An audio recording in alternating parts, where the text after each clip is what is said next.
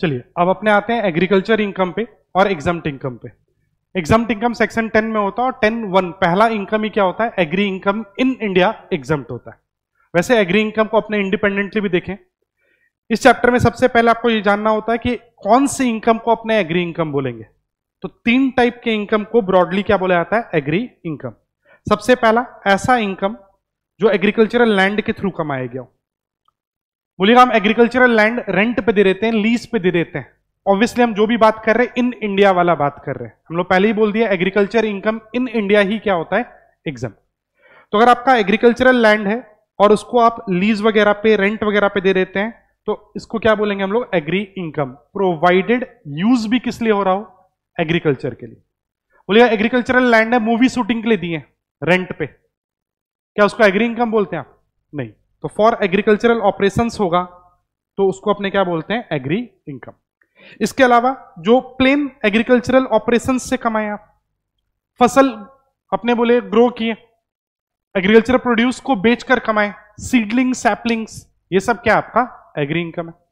और अगर बिल्डिंग भी है, अगर बाई चांस क्या होता है एग्रीकल्चरल लैंड पे बिल्डिंग या स्ट्रक्चर भी है, उससे भी जो अर्निंग आता है उसको हम लोग क्या बोलेंगे, एग्री इनकम। तो ब्रॉडली ये 3 टाइप के इनकम को क्या बोला जाता है, एग्री इनकम। इसके अलावा एग्रीकल्चरल ऑपरेशंस 2 टाइप का होता है, एक बेसिक एग्रीकल्चरल एक्टिविटीज या ऑपरेशंस और एक होता है सब्सीक्वेंट एग्रीकल्चरल एक्टिविटीज। बोलिएगा फसल लगाना, सीडलिंग सैपलिंग, वो सब बीज लगाना, ये क्या है, बेसिक एग्रीकल्चरल एक्टिविटी। अगर आप बेसिक एग्रीकल्चरल एक्टिविटी करते हैं तो वो एग्री इनकम है। अब बेसिक एग्रीकल्चरल एक्टिविटी के साथ साथ सब्सीक्वेंट एक्टिविटी करते हैं तो भी वो क्या है, एग्री है। बट अगर आप सिर्फ और सिर्फ सब्सीक्वेंट एग्रीकल्चरल एक्टिविटीज करते हैं तो उसको हम लोग एग्रीकल्चर इनकम नहीं बोलेंगे। जैसे फसल लगाएं, फसल काटे, क्लीन किए, बेचे, बेसिक एक्टिविटी भी हम किए, सब्सीक्वेंट भी हम किए, ये एग्री है। बट फसल कोई और लगाया था, हम गए फसल तोड़कर बेच दिए, यहां बेसिक एग्रीकल्चरल एक्टिविटी है ही नहीं मेरा, इसको आप एग्री इनकम नहीं बोलते। क्लियर है। 1-2 पॉइंट यहां पर ध्यान दीजिएगा कि अगर एक फर्म है, फर्म वो एग्रीकल्चर करता है तो पार्टनर्स को जो पैसा मिलता है वो भी एग्री ही मानते हैं। लेकिन अगर एक कंपनी है एग्रीकल्चर बेस्ड कंपनी तो उसके डायरेक्टर्स को जो रेम्युनरेशन मिल रहा होगा या शेयर होल्डर्स को जो डिविडेंड मिल रहा होगा उसको आप एग्री नहीं बोलते हैं, ये जरूर ध्यान रखिएगा। बाकी रूरल एग्रीकल्चरल लैंड बेचने पे कोई भी कैपिटल गेन वगैरह होता नहीं है, आप जानते हो, ठीक है। नेक्स्ट, अब एग्रीकल्चर इनकम पे एक नया तरीके से आप टैक्स निकालते हैं जिसको आप बोलते हो क्या, पार्शियल इंटीग्रेशन। पहले तो ये पार्शियल इंटीग्रेशन का मतलब क्या हो रहा है कि अपने कोशिश करते हैं कि एग्रीकल्चर इनकम पे टैक्स ना लगाएं, बट हाँ बाकी इनकम जो है उस पर अपने क्या करते हैं, टैक्स लेते हैं। अब अगर कोई प्योर किसान आदमी है तब तो उस पर पार्शियल इंटीग्रेशन एप्लीकेबल ही नहीं है, उसका इनकम फुल्ली एग्जम्प्ट हो जाता है 10(1) में, अगर कोई प्योर किसान है तो। बट अगर कोई ऐसा आदमी है जो मिक्स्ड है, जो जिसका एग्री इनकम भी है और नॉन एग्री इनकम भी है, तो उसको हम लोग बेनिफिट नहीं देते ज्यादा, उसके लिए लाया गया है क्या, पार्शियल इंटीग्रेशन। अब कौन सा ऐसा आदमी है, तो हम लोग बोले ऐसा आदमी जिसका एग्रीकल्चर से 5,000 से ऊपर कमाई हो और नॉन एग्रीकल्चर इनकम स्लैब को क्रॉस कर रहा है। तो ये देखा जाए तो ये आदमी सिर्फ एग्रीकल्चर पे डिपेंड नहीं कर रहा है, इसका नॉन एग्री इनकम ही 2.5 लाख क्रॉस हो गया है, तो ये प्योर किसान आदमी नहीं है। तो इसका जो कंप्यूटेशन होगा, टैक्स कंप्यूटेशन, वो स्पेशल तरीके से होगा, पार्शियल इंटीग्रेशन। कैसे होगा पार्शियल इंटीग्रेशन में, पहले तो कब होगा ये क्लियर है, जब आपका एग्री इनकम 5,000 से ऊपर है और नॉन एग्री इनकम स्लैब से ऊपर है, तभी ये पढ़ना है। मेरा सिर्फ एग्री इनकम है, नॉन एग्री है ही नहीं, पढ़ना ही नहीं है, फुल्ली एग्जाम। मेरा सिर्फ नॉन एग्री है, पढ़ना ही नहीं है।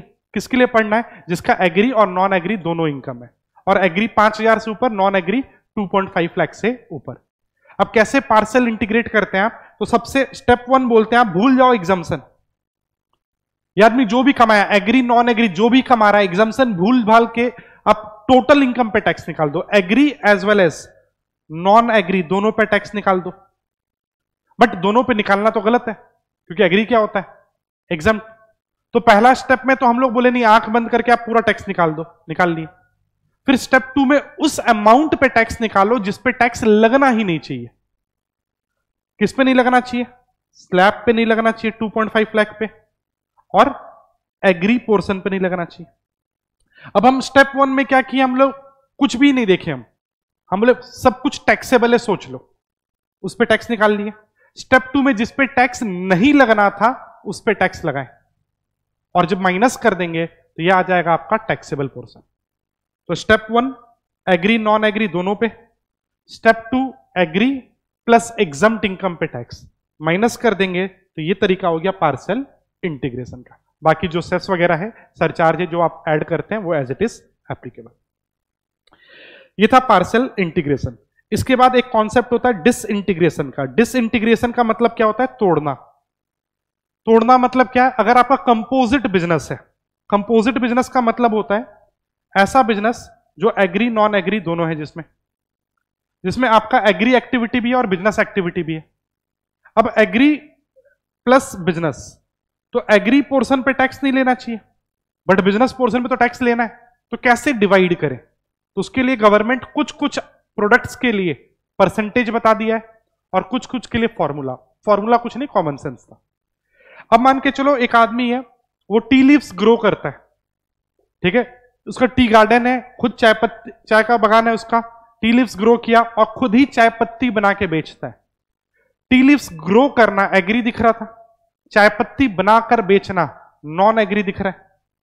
अब यह आदमी अगर सिर्फ टी लीव्स ग्रो करके बेच देता तो ये प्योर एग्री इनकम होता, एग्जम्प्ट। और यही आदमी ग्रो नहीं करता, कहीं और से टी लीव्स खरीदता और चाय बनाकर बेचता, प्योर बिजनेस, टैक्सेबल होता। बट कंपोजिट कब हो रहा है, जब यही चाहे अपना टी लीव्स ग्रो किया, ग्रो करके बेचा नहीं, खुद यूटिलाइज कर लिया टी बनाने में। तो अब ये जो इनकम है, ग्रोस स्टार्टिंग से लेकर एंड तक जो कमाया होगा, इसको डिवाइड करना होगा मेरे को। कुछ पोर्शन है एग्री और कुछ है नॉन एग्री। अब ये डिवाइड कैसे हो, तो इसके लिए गवर्नमेंट टी, कॉफी, रबर के लिए तो परसेंटेज दे दिया।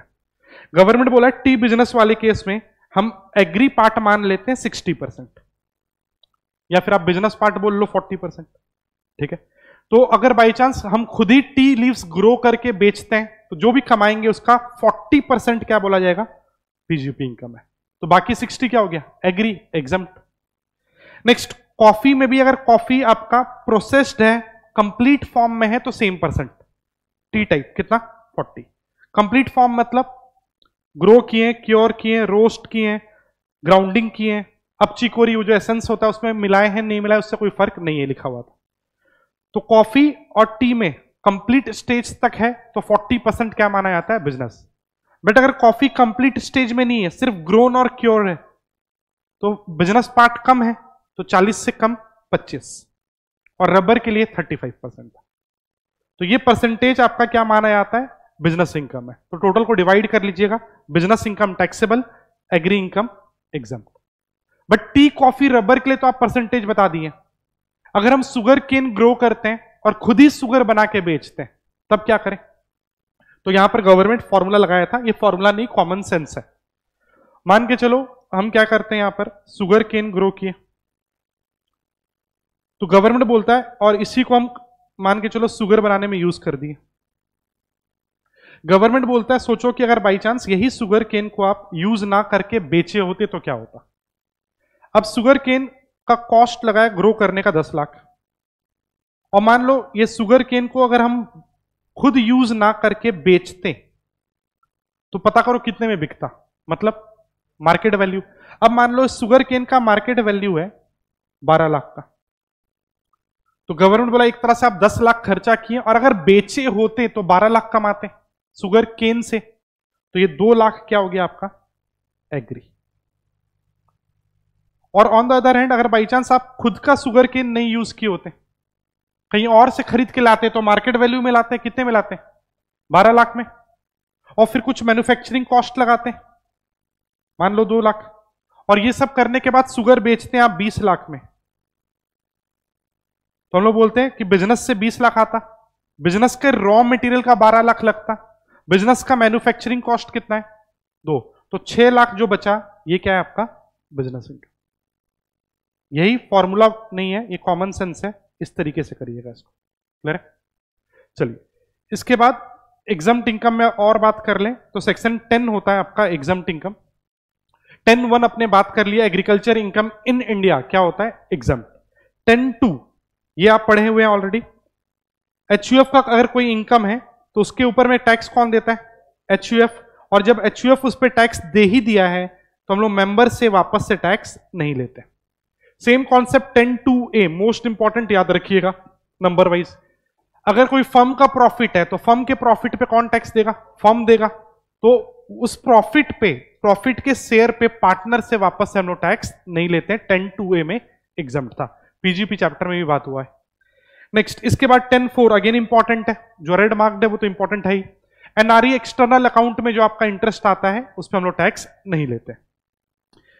इसके अलावा एम्बेसीज, डिप्लोमेट्स पे तो टैक्स ऐसे भी नहीं है। सैलरी चैप्टर वाला बात हो ही चुका है। भोपाल गैस विक्टिम या कोई भी डिजास्टर आता है और गवर्नमेंट कंपनसेशन देता है, ठीक है, जो भी विक्टिम्स हैं या उनके फैमिली मेंबर्स को, तो उस पर कोई टैक्स नहीं है। 10(10)CC, ये बात आप सैलरी चैप्टर में ऑलरेडी सुन रखे हैं। इंप्लॉयर अगर आपके नॉन मॉनिटरी परक्विजिट्स पे टैक्स देता है तो वो एग्जम्प्ट होता है। 10(10)D, ये डिडक्शन चैप्टर में बात हुआ है कि अगर आप जो भी पॉलिसी लेते हैं 1/4/12 के पहले तो 20% तक कंट्रीब्यूट कर सकते हैं। 12-13 में 10%, 13 ऑनवर्ड्स 10 या 15% था फॉर हैंडीकैप। उस परसेंटेज तक अगर आप कंट्रीब्यूट करते हैं तो मैच्योरिटी पे जो पैसा मिलता है इंक्लूडिंग बोनस वो एग्जम्प्ट होता है। एल्स 194DA में टीडीएस भी आ जाता है। नेक्स्ट, इसके बाद सुकन्या समृद्धि अकाउंट में जब आप पैसा कंट्रीब्यूट करते हैं तो आपको 80C मिलता है और उस पर जो इंटरेस्ट होता है वो 10(11)A में एग्जम्प्ट होता है। नेक्स्ट, इसके अलावा 10(12)A, 10(12)B, 10(12)A और 12B ये एनपीएस का बात करता है। अब एनपीएस में हो सकता है आप स्कीम बंद कर दें या एनपीएस से पार्सल विड्रॉ कर लें। अगर आप स्कीम बंद कर देते हैं तो उसका 60% जो पैसा होता है वो एग्जम्प्ट हो जाता है। और अगर आप एनपीएस को बंद नहीं करते, पार्सल विड्रॉ करते हैं पैसा, और अगर वो अप टू 25% है तो उस पर टैक्स नहीं लगता है। नेक्स्ट, 10(15) आईएफओएस चैप्टर के थ्रू ऑलरेडी बात हो रखा है। 10(16) स्कॉलरशिप वगैरह पे टैक्स नहीं है। 10(17) एमपी एमएलए को जो अलावेंस मिलता है ये एग्जम्प्ट होता है, बट न्यू स्कीम में ये बेनिफिट नहीं मिलता है इनको। नेक्स्ट, 10(17)A आपको अवार्ड या रिवॉर्ड मिलता है गवर्नमेंट या अप्रूव्ड बॉडीज से, तो उस पर टैक्स नहीं है। 10(18), 10(19) ऑलरेडी सैलरी चैप्टर के थ्रू बात हो रखा है। परमवीर चक्र, महावीर चक्र और वीर चक्र वाले केसेस में जो आर्मी मैन है उनको या उनके घर वाले को पेंशन मिलता है, या किसी का ऑपरेशनल ड्यूटीज में डेथ हो गया है और पेंशन मिलता है, तो उस पर आप टैक्स नहीं लेते। इसके अलावा 10(26) और 10(26)AAA सिमिलर प्रोविजन है। 10(26)AAA सिक्किमीज के लिए और 10(26) कुछ नोटिफाइड स्टेट्स के एक पर्टिकुलर ट्राइब के लिए, शेड्यूल्ड ट्राइब के लिए।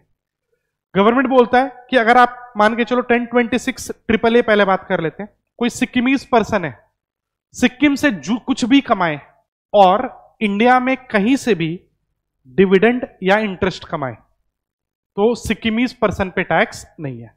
बट आज के दिन अगर एक एक सिक्किमीज वुमेन नॉन सिक्किमीज से शादी कर लेती है तो उनका एग्जम्पशन विड्रॉ हो जाता है, मतलब उनको एग्जम्पशन का बेनिफिट नहीं मिलता है।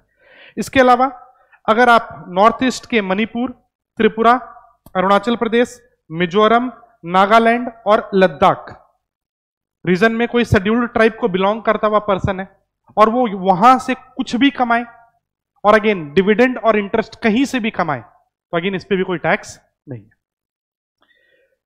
इसके अलावा ये तो आपके सिलेबस में ही नहीं था, ये दो 10(32) ये बात कर रखे हो आप क्लबिंग चैप्टर में कि जब भी माइनर चाइल्ड का इनकम क्लब होता है ओल्ड स्कीम में आपको पर चाइल्ड पर एनम 1500 तक का एग्जम्पशन मिलता है, न्यू स्कीम में नहीं। इसके बाद बाईबैक जब होता है तो कंपनी के हाथ में सेक्शन 46A में एडिशनल टैक्स है तो आपके हाथ में 1034A में एग्जम्पशन मिलता है। नेक्स्ट 1037 कैपिटल गेन्स के चैप्टर के थ्रू बात हुआ है कि अगर एग्रीकल्चरल लैंड और गवर्नमेंट कंपलसरी एक्वायर कर लेता है तो उस पर टैक्स नहीं है। 1043 कैपिटल गेन्स के थ्रू अगेन बात हुआ है रिवर्स मॉर्गेज और 10AA SEZ एग्जम्पशन। क्लियर है?